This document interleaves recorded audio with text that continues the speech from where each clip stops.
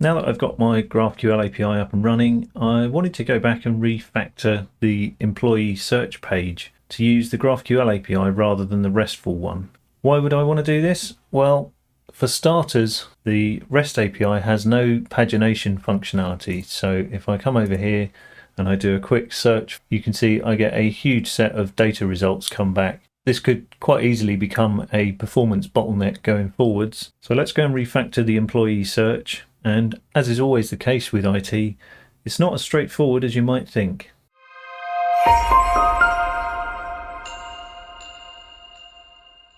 Good morning, good afternoon, or good evening, whenever it is that I find you, and welcome along to the channel.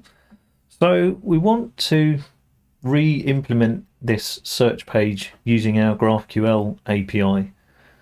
And we want to implement pagination to that, but we've also got an additional problem. So if I just show you this, if I do a search for where first name contains S and surname contains K, you'll see currently I get 3 results come back from my database. If I jump over to my GraphQL API and quickly paste in a GraphQL search instead of API version, so where first name contains lowercase s and last name contains lowercase k, so exactly the same search that we're doing on our search page, and I run this, you see I get back 0 results. The problem here is that the SQLite database is by default case sensitive, and in the RESTful API we're obviously doing some case sensitive lowering of these things to make it case insensitive. So just to prove that point, if I change this to uppercase S and uppercase K, I start getting Stephen and King, but I'm still missing one of my results, which is the lowercase result that I got over here for Stephen Markle. So we need to go and look at how we're going to fix that. And what we can do with the HotChocolate framework with GraphQL is each of these operations are extendable. We can essentially write our own. For instance, what we could do is go and implement an iContains operation so that we could give the API a query much like the one that we actually want to do with lower cases or upper cases, so case insensitive. So we're doing a case insensitive contains. So we go and add an iContains operation, and then we would hope that that gives us back a case insensitive search and we get back our 3 results. So let's jump over to VS Code. So the first thing that we need to do is go and add in a class into our API called custom operations, and that just contains a static identifier. So let's go and add our namespace first, and that just contains a class called custom operations that has a static constant in it that identifies a unique number. It's a magic number basically that the HotChocolate framework uses to identify that our iContains operation has been used. So if I save that and close that, I can then come over, and we need to implement an actual handler for this. So again, let's add another new file, and we're going to call it queryable string invariant contains handler. So again, let's go and add our namespace in here, and let me paste this in, and then we'll talk through what this is all doing. This is basically the handler that's going to get called. So what we're doing is we're using reflection to reflect into the string data type and get out the toLower function from that. And we're also doing the same for the contains operation. So it basically gives us a way that we can use reflection to call the toLower and the contains operation on a string. So we're hanging on to those. This is the magic line that really matters. We have to set the operation on our handler to the actual magic number of our 1025, and I didn't say, but it has to be above 1024 because anything lower than 1025 is reserved for the HotChocolate framework. So we start ours at 1025 for that reason. But this is the line that essentially ties up this handler to that operation. And when HotChocolate encounters that in our query, it's going to call our handle operation method. And inside here, we basically get hold of the property that it's being called on. So if I just jump back over here, so property is our first name, and the operation it knows is the iContains, and the value that it's being called against, so the string, the parsed value here, is essentially this literal here. So what we're actually doing here is we're saying that in this expression here we want to pass back an expression that says against the first name column in the database, call the toLower function on the string, and once we've lowered the database column content, we can then call contains, or even contains against that, and within that contains we're going to take the literal that we've been supplied, so s in our case, and call toLower on that, so that we finish up with an expression that essentially does this kind of thing. So it's lowering the literal, it's lowering the database column, and then saying if one is contained within the other. So that's our case insensitive expression that we then pass into the entity framework to go and perform that query. So that's why it's all in expressions, is because this is tied into iQueryable and entity framework and everything like that. We can't just do some literal C# code here. We've got to pass back an expression that can then, the entity framework can transpose into actual SQL. So that's what the handler does. Then what we need to do is actually create a new convention, a HotChocolate filter convention. So let's come back over to our API and let's create a new file, and we create a new iContains filter convention. So we're extending off the HotChocolate filter convention class here, which gives us this configure method that we override, and we're basically tying this up to say that the operation that this convention is telling us about is our iContains one. So again, we're using that magic number here, and we're specifying what we want to appear in our GraphQL query, so iContains. We configure this against the string data type so that the iContains is only available against strings in the query. So once you hit a string, the iContains will then be available in the IntelliSense for us. And here we tie it up to say this is the actual handler that should get called when it encounters that iContains operation. So let's just save that. And then the final part of the equation is just to jump over to the program CS, and instead of just adding filtering, we can add our convention into the filtering mechanism of HotChocolate. And let's go and run this up and see what we get. So that's up and running. So let's jump over to Banana Cake Pop again. Let's refresh our schema to see that we've now got our iContains. And if I control space in here now, you'll see that iContains appears in our IntelliSense against the string data type as we've told it to. So as well as contains now, we also have this iContains. So now the Banana Cake Pop query is happy with iContains. It knows all about that and how to deal with it. So if we just go and run this up, we should see now that I get employee ID 100, employee ID 128, and employee ID 173. So I'm now getting my 3 results. So regardless of the case, I'm getting back the correct results that I want. So that's good. And that helps us out with our front-end querying. But we also wanted pagination. So let's jump back over and go and see how we can add pagination. Inside the query class, where we do our get employees, you can see we've got these attributes that allows filtering and allows sorting. We're going to add some more HotChocolate magic, and the ordering of these attributes is important. So use paging should come before use filtering and use sorting. And we specify the page size in here, and we also specify how many there are in total. So again, all of this is optional down to your API, your page size, what you want to specify that as. I'm going with 10. But let's save that and run this back up again. And the paging is tied into the filtering and the sorting, so there's nothing we have to add into the program CS for this. So that's up and running. So let's jump back over here. And the first thing that you'll see once I refresh the schema is that it starts complaining about the actual response down here. So you can see here that I've now got some extra information rather than just the employee information that's coming back.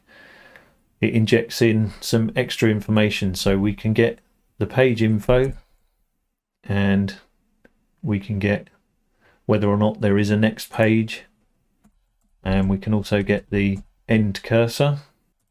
We've also got the total count that I asked for, so I can request that as well. And then there's this nodes. So basically nodes is a wrapper that sits around the actual data that you want to bring back. So I can just move all of that inside the actual nodes object itself, format that up, and that should be good to go. So let's change this query. In fact, let's get rid of the filter altogether so that we get a larger data set. And let's just run that. And so you can see that I get the total count of results, and I get that there is a next page, so there's more data to be had, and I get this obscure end cursor value, but we'll get to that in a minute. And if I go and look at the data and count, so I get 1, 2, 3, 4, 5, 6, 7, 8, 9, 10. I get 10 results. So 100 to 109. So what I can do with that end cursor, so if you see my first employee is employee 100, if I take that cursor, then we can say in the employees, I now get this after and before and first and last, which all comes from the pagination. So I can say where it's after and copy in that 0q equals magic number, and when I run that again I now get a different end cursor, and my employee ID is now starting at the next page of data. So this is the way that we iterate across pages, is basically taking that end cursor, feeding that into the subsequent response in the after part of the GraphQL query. So that gives us our pagination, and so with that we can jump over to Nuxt.js and try and refactor that client-side code to call our GraphQL API with pagination and case-insensitive searching. So let's go and do that. So I'm going to use a component for the infinite scrolling. I'm going to use this vue infinite loading component. So this is where I'm getting this from, so that we get that kind of infinite scrolling idea, so that as you scroll down it automatically loads more data, and as you scroll down it loads more data, and so on and so on. So that's a kind of nice UI behavior for implementing pagination on the client side. So I'm going to follow through basically this document on how to install this component. So let's go and install this component, install vue infinite loading.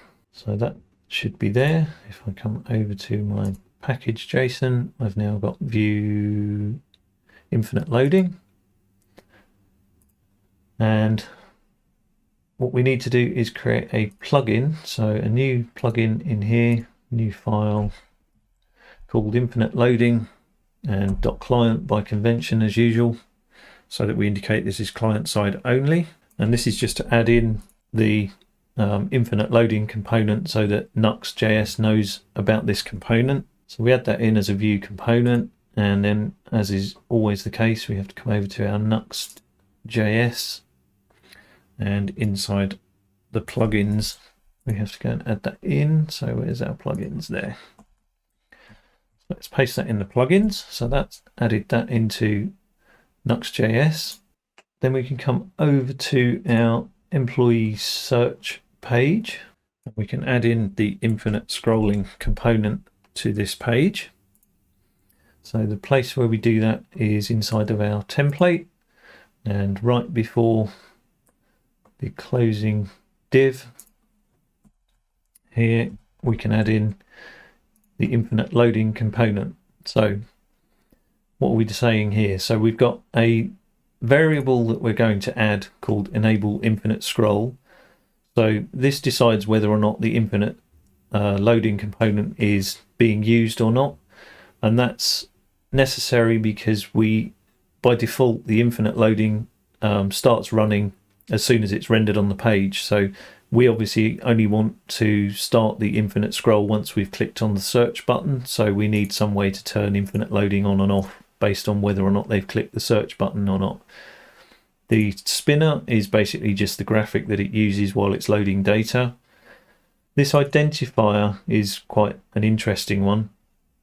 You can give the infinite loading component a unique ID, and when that ID changes, it basically resets the infinite loading again. So we need to do that basically every time the user clicks the search button to indicate to infinite loading that this is a new search and it should start rerunning the search from that point. So that's what the infinite ID is about. It's to reset the infinite loading when we create a new search.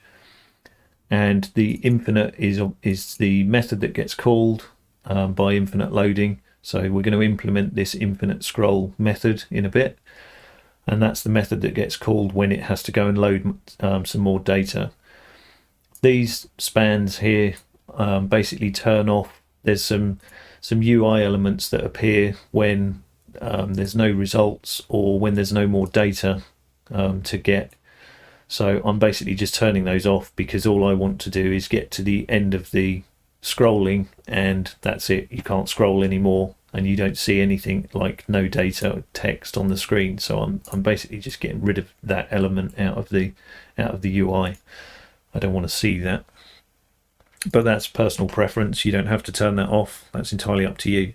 So we need to go and add some of those into our data that we return. So let's go and add extra bits and pieces into the data that we're returning for the actual page. So we're adding a GraphQL cursor, which is obviously going to be used when we get to implementing the pagination. A GraphQL query template, so that's the actual GraphQL query itself. The enable infinite scroll, as we've talked about, is the flag that says whether or not infinite scrolling is being used or not, and then that ID that gets reset every time we create a new search. So we're going to add in a new computed property as well that's going to return us our GraphQL. So inside of computed, in there we're going to add in GraphQL query method, and this is a little bit involved. We're creating a variable here that's taking that GraphQL cursor and putting it inside quotation marks or null in the case of the first call. So when we're calling our API for the first time, that after variable should be set to null. And then what we're doing here is we're creating a function that basically returns us the interpolated string. So it takes the GraphQL template, which is an interpolated string that injects in this GraphQL cursor, and we'll see that in a bit. But that's essentially what it's doing, is it's creating an interpolated string at runtime and then returning that back as being the result of this call to this function. So this is called by our infinite loading component every time it has to go and request more data to go and recalculate that interpolated string based on the GraphQL cursor that was returned in the previous call. So we'll kind of get to that as we get further down. That will become apparent. So we need to change our submit form a little bit as well. I'm going to get rid of all of this because we're now no longer calling our RESTful API. So let's get rid of all of that and let's replace it with something a little bit different. We're still calling the busy, obviously, for UI purposes, just while we're setting all this up. We're still doing our cookie consent as we were doing before. So this is where we start creating our GraphQL query now rather than our RESTful API. So this is basically copied from the banana cake pop, but this is where we get to our interpolated string. So this is not an interpolated string. This is just a normal string, but we are expecting it to be treated like an interpolated string. So we are putting a $this.cursor.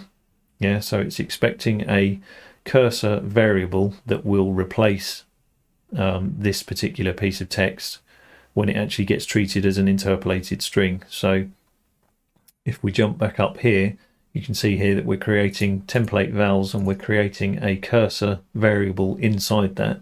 And template vals is what we supply in when we do actually treat this as an interpolated string. So GraphQL query template is going to finish up as a string that we treat as an interpolated string, and it replaces the cursor variable within it with the actual GraphQL cursor or null is what we're trying to get to. So basically all of this is just going through and working out, setting up the various aspects of the GraphQL query. So we've got our basic employees query at the top with our where, and then we've got our first name segment. So if first name has been entered in the search query, then we do a first name I contains and the actual value from the form. Same for last name, same for employee, same for department ID. And then we've got the rest of the query after that actually goes and requests the has next page, the end cursor, and all the employee data that we actually want to get from our API. So that's all come from Banana Cake Pop and is nicely broken down into its various different bits. We then, here is where we actually build up that query. So we're looking at each aspect of the form and working out if we need to add that aspect of the GraphQL query into our query template. Once we've got our query template, we actually save that off as a component level variable. And in case this is being called for a subsequent time, we have to go through and reset the various different aspects. So we reset the GraphQL cursor, we reset the enable infinite scroll, we reset our employees collection, we increment our infinite ID to indicate that this is a new search. And then we do our usual, which is to reset the form because the search button's been clicked, and we can then finally set our busy. So as you can see here, the key point is that once we click the search button, we enable the infinite scroll component on the page, and that's where the actual search happens. So let's go and add in the infinite scroll method into our methods. So inside here, and I've missed to add URL somewhere, so let me just go and copy that in. So right at the top of our script, right up here, I can just add a global constant to say that the URL is GraphQL. So that's our Azure Function API endpoint. So if I come back down here, we're calling Axios to do a post on our GraphQL endpoint, and we're passing in our computed variable for the actual query. So this is once the interpolated string has all been done and resolved and the cursor has been injected into it correctly, and then basically that runs the query. Once the query's been run, we get back our any errors and raise those up if that's the case. If not, and we've got a next page, so we're checking the response that comes back. If there is more data being reported, so there's a subsequent page, then what we have to do is set up that cursor and hang on to that end cursor that's come back from this, so that when it calls, when the infinite loading calls back through here again and the computed query gets called for again, that cursor gets re-injected back into the query. This injects the response data, so each of our employees that we've got back from our API call, we're pushing that into the employees collection. So our employees collection that we're showing on the UI is steadily growing over time, every time this gets called, page by page by page. If this is the last page, so that we get to a point where it's reporting that there is no more data, then all we have to do at that point is push in any results that we've got back from this particular query. So it's going to be a page or less than a page of data in that case, and we indicate to the infinite loading that that's it, there's nothing more for it to do. So it sets the infinite loading to say you don't have to keep calling this as the user scrolls anymore. And that's about the only difference between these two, is the loaded tells it that there's more data to be got, so it should recall back into this infinite scroll function when the user reaches a certain point in the list to go and request more data. Whereas when there is no more data, then you set the state to complete. So when they scroll right down to the end of the list, it doesn't call back to this infinite scroll function. So we've got all of that in place. So let's give this a run up. So now that that's running, let's jump over to our employee search. Let's just refresh that up and let's do our first test and see that we can call, and we get our 3 results as we would expect. Now for a subsequent call, if I call for something that's going to give us a bit more data, so a less targeted search for department 80, for instance, if I search for that, what we can see if I move that down is we get a call to our GraphQL API, and then we get a call across to 10 profile pictures, nothing more than that. Yeah, so as I render each one, so if I just scroll to the bottom of this list, as I now scroll down, do my infinite scroll through the search results, when I get to a certain point, you'll see that the infinite scroll kicks in. There we go. And I get another call to the GraphQL API to go and get the next set of data, and that in turn then, when that gets rendered on the UI, calls across to get their profile pictures. So, and you've seen the scroll bar has jumped back up the list again. So again, now as I keep going down, I'll get another call when I hit a point.